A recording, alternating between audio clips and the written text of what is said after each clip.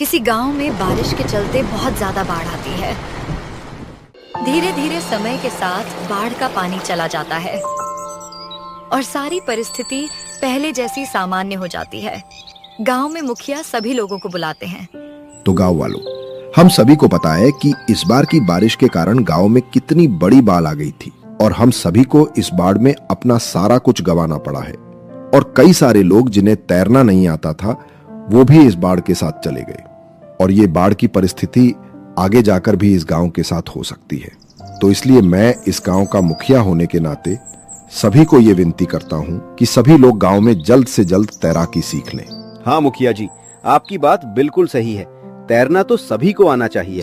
हाँ मुखिया जी, आप जल्द से गांव में एक बड़ा स्विमिंग पूल बना दीजिए ताकि सभी बूढ़े बच्चे और औरतें आराम से तैराकी सीख सकें। हाँ जरूर, ये तो बहुत अच्छा सुझाव है। जल्दी इस गांव में स्विमिंग पूल बनाने का काम शुरू करते हैं।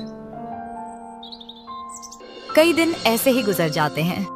कुछ दिनों बाद स्विमिंग पूल का काम हो जाता है और स्विमिंग पूल तैराकी के लिए शुरू हो जाता है।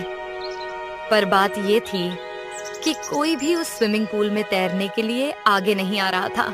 अरे कमला, गांव में बाढ़ के कारण वैसे ही दिमाग में डर बैठा है पानी का, और अब ये स्विमिंग पूल में तैराकी सीखना मुझसे तो नहीं होगा बाबा।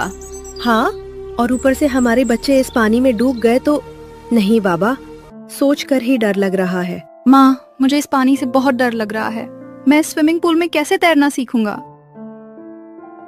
कुछ गांव वाले पानी में तैराकी सीखने लगे, पर गांव की औरतों को और बच्चों को स्विमिंग पूल से डर लगने लगा। मुखिया को इस बारे में पता चल जाता है। क्या करें? इस गांव की औरतें और बच्चों को भी तैरना आना चाहिए। जब तक वो प्रयास नहीं करेंगे तो सीखेंगे कैसे? क्या करें? तभी वहाँ पर मुखिया का भतीजा दीपक आता है, जो दिमाग से बहुत होशियार था। क्या हुआ चाचा जी, आप थोड़े परेशान लग रहे हैं। मुखिया जी सारी बातें अपने भतीजे को बताते हैं। अच्छा, ये बात है। ये तो बड़ा गंभीर विषय है। सभी को इस गांव में तैराकी तो आनी ही चाहिए, कम से कम प्रयास तो करना चाहिए।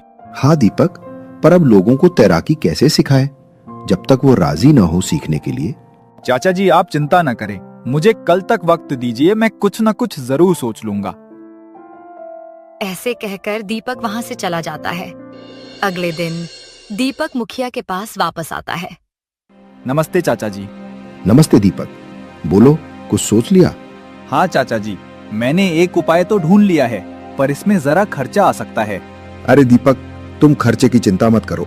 गांव के लोगों के लिए मैं खर्चा करने के लिए तैयार हूँ। वो कहते हैं ना, सर सलामत तो पगड़ी 50। पता नहीं अगले साल भी ऐसे ही बाढ़ की परिस्थिति गांव में वापस आ गई तो क्या करेंगे इतने जमा किए पैसों का? इसलिए सभी को तैरना तो आना ही चाहिए।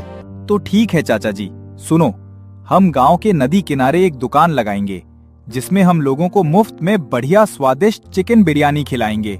पर शर्त ये होगी कि आने वाले को तैरना आना चाहिए, और ये बिरयानी हम उसे बांस की टेबल और कुर्सी पर नदी में बैठकर खाने को बोलेंगे। चारों तरफ शांत नदी का पानी और नदी के बीच में बैठकर बिरयानी खाना किसे अच्छा नहीं लगेगा? वाह दीपक, ये सुझाव तो कमाल का है। तो मुझे बोलो, कितने पैसे लगेंगे तुम्हें? मैं व्यवस्था कर दूंगा। शायद ये तरीका काम कर जाए। हाँ तो ठीक है चाचा जी, मैं कल ही अपनी चिकन बिरयानी की दुकान लगाता हूँ। अगले दिन कहे मुताबिक दीपक नदी किनारे अपनी चिकन बिरयानी की दुकान लगाता है। चारों तरफ स्वादिष्ट बिरयानी की खुशबू फैली थी। आने जाने वाले सभी लोग उस खुशबू से खिंचे चले आते हैं। क्या भाई दीपक, क्या है ये? अरे भाई, दिख नहीं रहा क्या? ये चिकन बिरयानी है। भाई, वैसे कीमत क्या है एक प्लेट की? खुशबू तो बहुत बढ़िया आ रही है। अरे भाई, ये बिरयानी बिल्कुल मुफ्त है, फ्री की है ये बिरयानी। तुम जितनी चाहो खा सकते हो, तुमसे 1 रुपया नहीं लूंगा। क्या भाई, 1 रुपया भी नहीं लोगे? क्या काम धंधा छोड़कर ये समाज सेवा शुरू की है क्या? नहीं भाई, बिरयानी तो मुफ्त ही मिलेगी, पर एक शर्त पर। जिसको तैरना आता है वही इस बिरयानी का आनंद ले सकता है। वो बांस की टेबल और कुर्सी देख रहे हो, वहां बैठकर आराम से जितनी चाहो उतनी बिरयानी खा सकते हो तुम लोग, पर वहां